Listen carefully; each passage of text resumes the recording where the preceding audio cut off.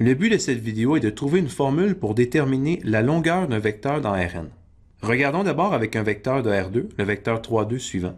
On aimerait déterminer sa longueur grand L. Et donc ici, il suffit simplement d'utiliser Pythagore et le fait qu'on connaît les longueurs des deux côtés, on obtient, d'où la longueur grand L est égale à...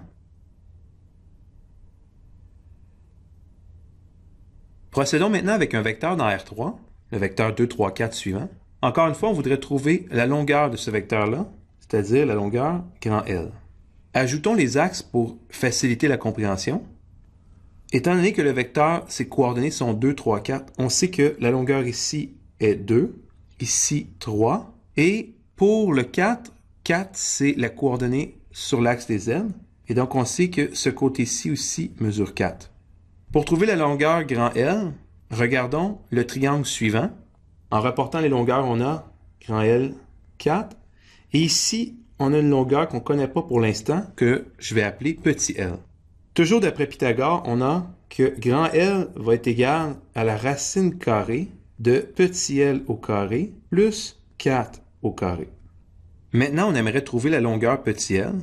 Considérons le triangle suivant, dans lequel, lorsqu'on reporte les longueurs, on a petit l, on a 2 ici, et le 3, c'est le même 3 ici, donc on a 3. Toujours d'après Pythagore, on trouve petit l qui va être égal à rien d'autre que la racine carrée de 2 au carré plus 3 au carré. Maintenant, il suffit de remplacer le petit l dans la formule initiale et on trouve la formule racine carrée de 2 au carré plus 3 au carré plus 4 au carré qui donne la racine carrée de 29. On s'aperçoit que dans l'exemple 1, la longueur du vecteur 3, 2, c'était rien d'autre que la racine carrée de 3 au carré plus 2 au carré. Pour l'exemple 2, la longueur du vecteur 2, 3, 4, c'était la racine carrée de 2 au carré plus 3 au carré plus 4 au carré. On s'aperçoit que dans les deux cas, la longueur est donnée par la racine carrée de la somme des coordonnées au carré. Ceci nous inspire la définition générale. La norme d'un vecteur, ou la longueur d'un vecteur de Rn, est le nombre réel positif ou nul défini par la racine carrée de U1 carré plus U2 carré plus 3 petits points UN carré, où les UI représentent les coordonnées du vecteur U. On peut toujours écrire cette formule d'une autre façon. La racine carrée de U produit scalaire U. Regardons un exemple tout de suite. La norme du vecteur 2, 3, 4, c'est donc, d'après la formule,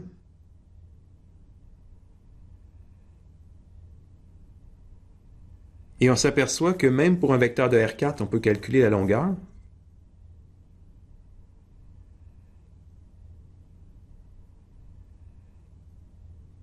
Il y a une catégorie de vecteurs qui vont être très intéressants pour le futur, c'est-à-dire des vecteurs de longueur 1. On leur donne une définition spéciale. On dit qu'un vecteur qui a une norme de 1 est appelé un vecteur unitaire. Regardons le premier exemple ici, toujours un vecteur de R4. Donc le premier vecteur est bel et bien unitaire. Regardons le deuxième.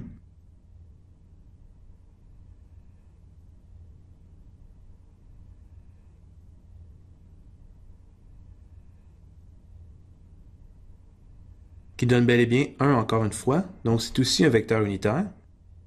Et pour le dernier,